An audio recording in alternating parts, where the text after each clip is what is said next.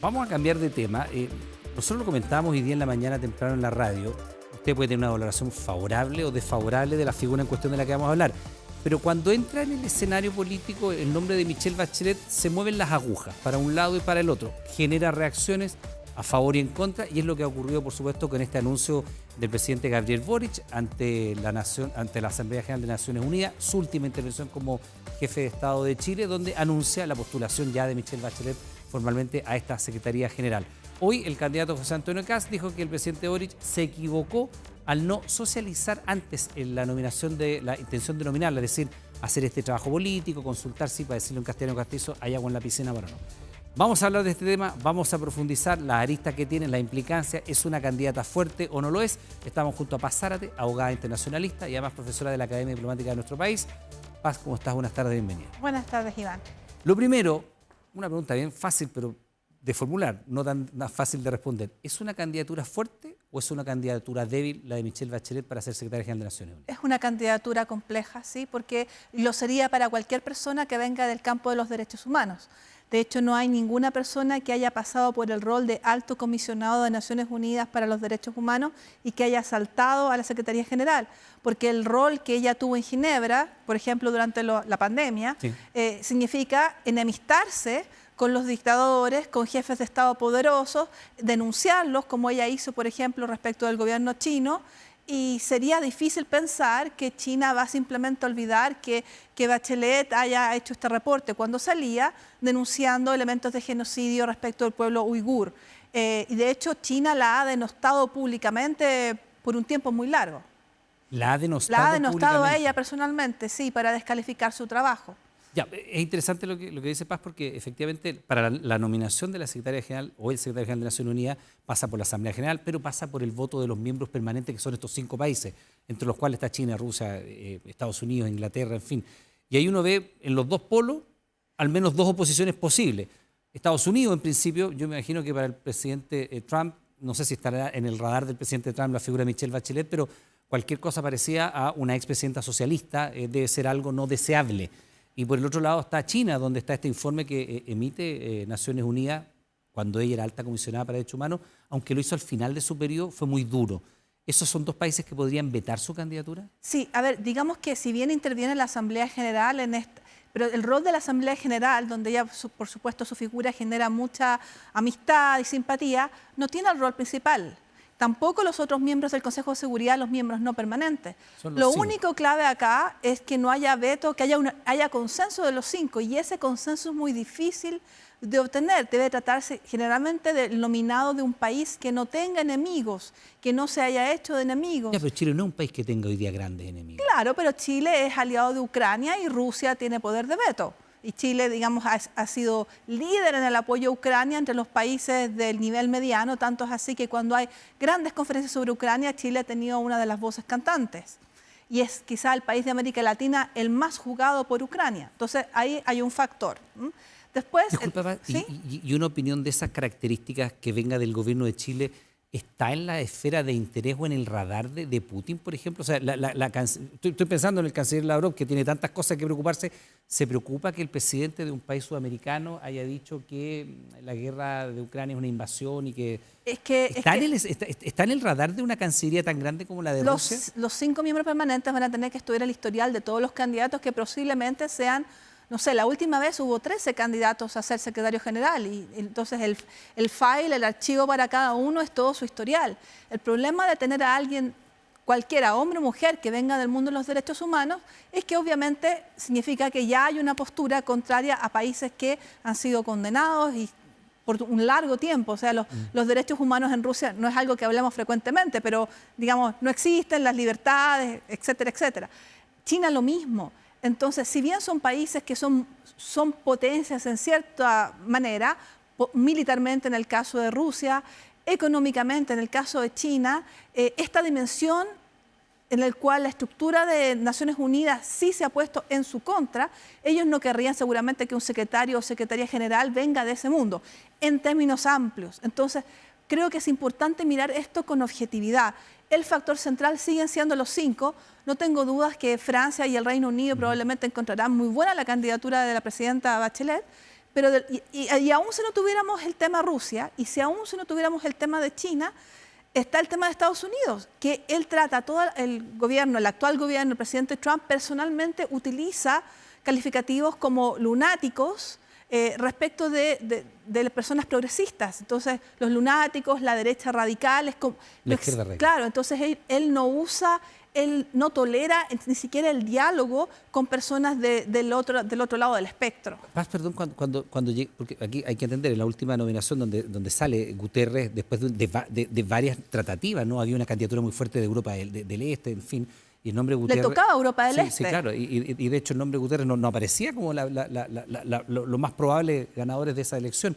Cuando se llega a la instancia de los candidatos o candidatas propiamente tal, en el archivo que tú dices, en el file que se va a conocer, ¿se va a la historia, la biografía personal? Por supuesto. Porque en este caso estamos hablando de una mujer que es la primera mujer presidenta de Chile, la primera mujer que fue ministra de Defensa, hija de un general asesinado en dictadura, en fin, alta comisionada de Naciones Unidas de Derechos Humanos. Todo eso se examina y se dice, mire, esta persona milita en el Partido Socialista, es hija de un general asesinado por la dictadura de Pinochet, y esos son factores que para una dictadura como, no sé...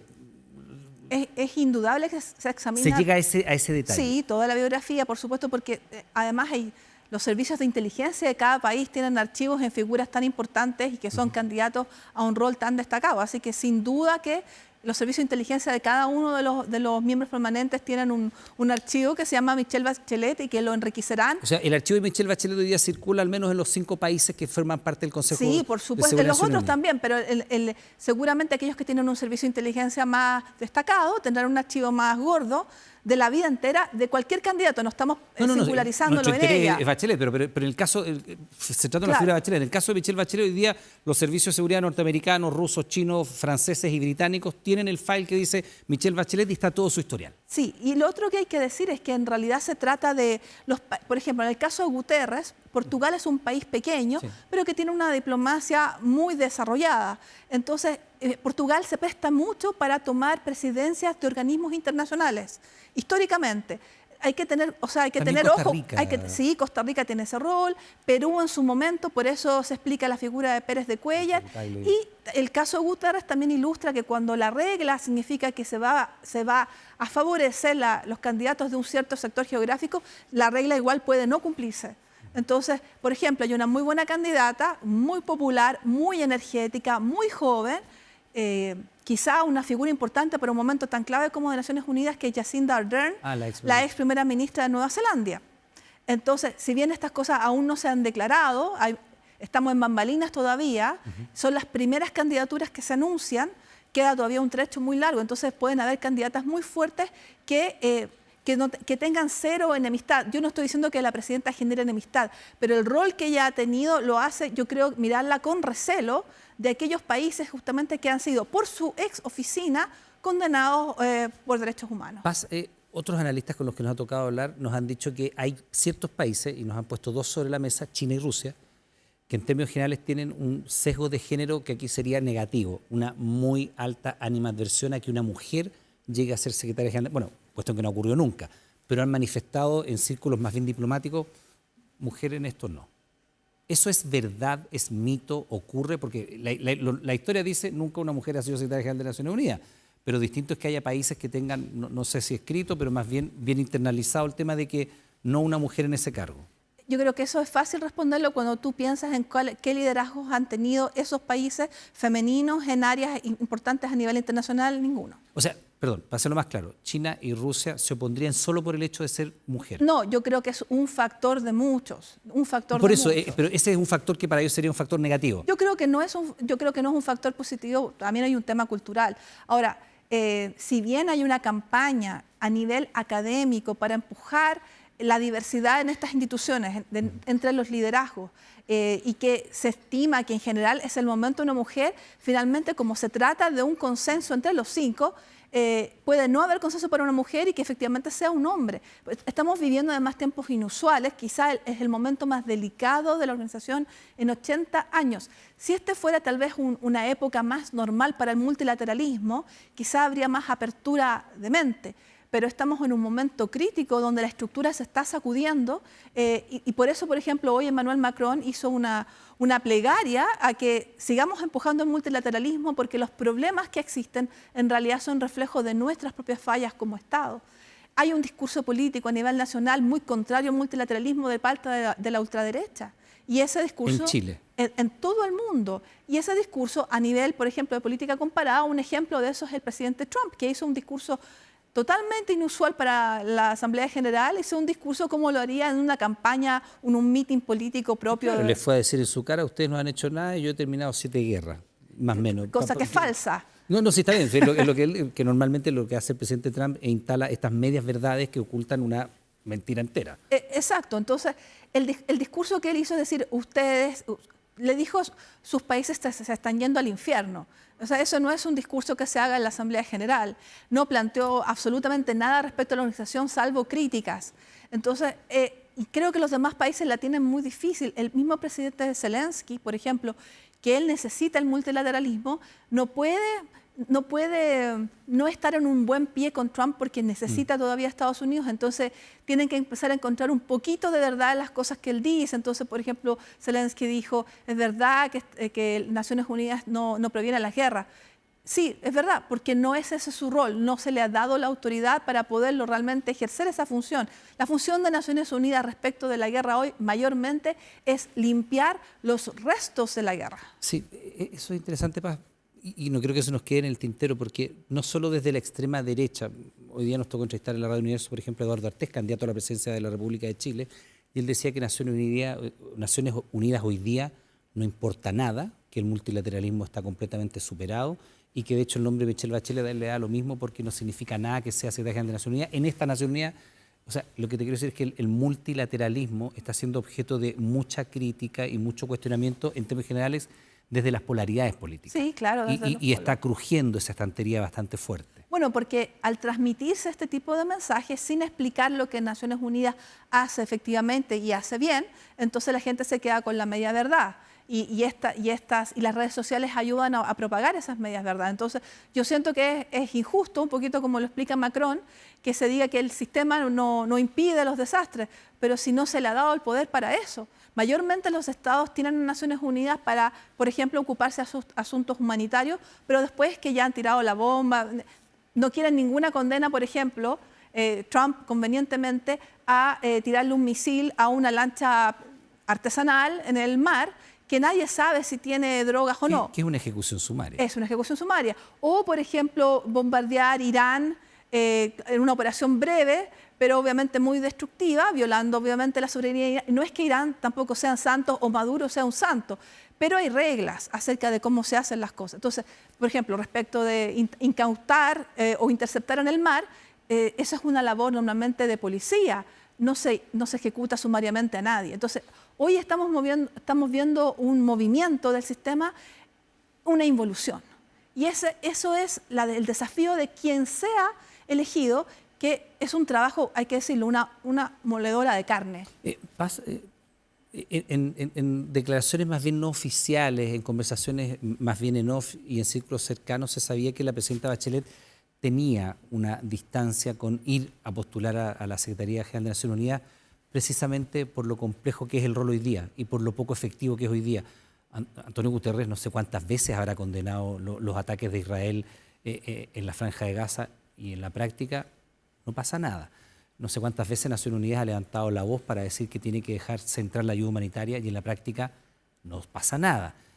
¿Qué pasó en Michelle Bachelet, crees tú, que hoy día sí está disponible? Tan disponible que fue con el presidente y acepta ser parte de esta Creo que es importante decir cuando decimos que no pasa nada, es porque todas las resoluciones que se adoptan en Naciones Unidas son paralizadas por el veto de Estados Unidos.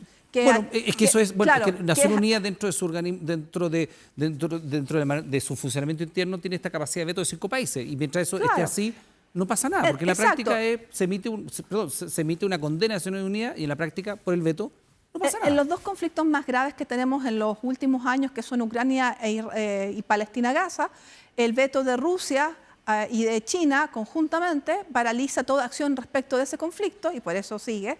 Y el veto de Estados Unidos paraliza toda acción respecto de Gaza. Pero incluso en el de Gaza es peor porque ni siquiera pueden entrar el acceso humanitario que hace Naciones Unidas. Entonces, eso respecto de la estructura. Si tú me preguntas cómo viene ahora la mano, yo creo que quien sea el secretario va a tener que hacer una especie de rol de pedagogía aún más grande que el que siempre ha tenido el secretario general. Y es un trabajo de lunes a domingo, 24/7, viajando por el mundo con una energía muy necesaria para poder hacerlo. Yo creo que es todavía más difícil que el trabajo que ella ya tenía, que ya era difícil, que implicaba viajar mucho sin parar y este rol de denuncia. Y un rol además negociador fino.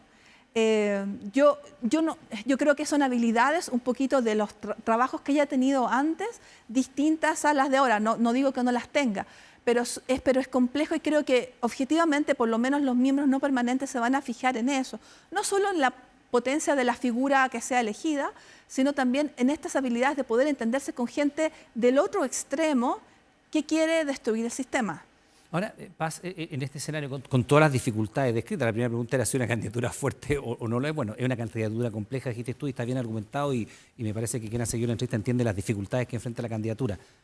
¿Cuáles son las otras candidatas fuertes? ¿Cuáles son las competidoras más potentes? ¿Jacinda Ardern? ¿Quién más? Y si es Jacinda Ardern, ¿por qué razón? Bueno, Jacinda Ardern, que se retiró de la política activa en su país, tiene una figuración internacional indudable, excelente prensa donde quiera que va, es muy buena pedagoga para explicar las razones de las cosas, excelente prensa, cosa que Naciones Unidas necesita desesperadamente. Alicia Bárcena, que es ha sido, mucho tiempo estuvo aquí a cargo de CEPAL, ahora también fue embajadora de México mucho tiempo y ahora está en este rol donde ella tiene una relación muy fuerte con la presidenta Sheinbaum, liderazgo femenino por supuesto. La presidenta Sheinbaum tiene muy buen entendimiento a pesar de ser una persona de izquierda con Donald Trump. Así que yo creo que por ahí un veto quizá no opere respecto de Alicia Bárcena siendo ella una mujer de izquierda. Y hay otra persona, lo habíamos mencionado, de la diplomacia costarricense, Rebeca Greenspan, que ella tuvo el cargo que hoy tiene Andrés Alamán, de secretario iberoamericano. También significa, yo creo, que una muy buena relación con Europa y con América Latina, bien conocida. Además, ella es una persona que entiende del comercio internacional, cosa que hoy es una estructura de la que se están sacudiendo. Entonces, del punto de vista político, creo que Bárcena se mueve muy bien y tiene la buena relación increíble con Estados Unidos pese a su signo político.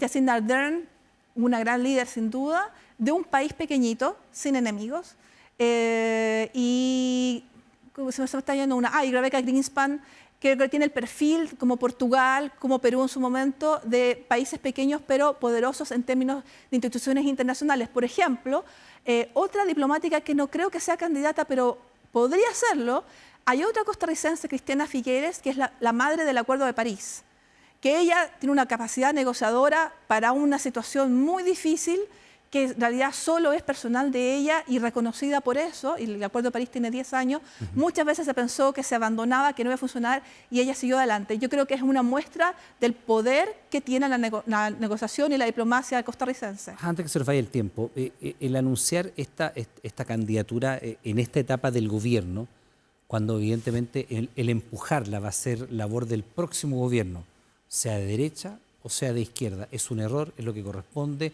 Decíamos antes de presentarte que José Antonio Kast, por ejemplo, decía que no se había sociabilizado antes esta labor. A ver, yo creo que hay que decir dos cosas. Yo concuerdo con los candidatos Kast y Kaiser que habría sido bueno socializar con tiempo la noticia que implica los recursos del Estado destinados a una candidatura muy importante.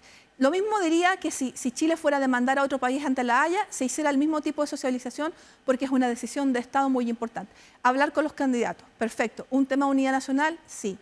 Habiendo dicho eso, me llama la atención que hoy todos los candidatos son expertos en relaciones internacionales cuando ninguno de ellos tiene un programa de política exterior, salvo una sola, la candidatura de Evelyn Matei, es la única que tiene un programa de política exterior.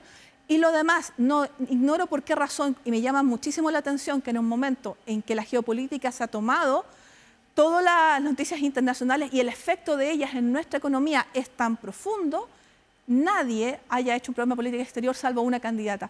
Eso me parece inexplicable y me parece que definitivamente hay razones para que la política exterior sea un tema en los próximos debates presidenciales. Vamos a quedar atentos a aquello. Zárate, abogada internacionalista, profesora de la Academia Diplomática de Chile. Muchas gracias por estar junto a nosotros. A ti, Iván. Que estés muy bien. Hasta la próxima.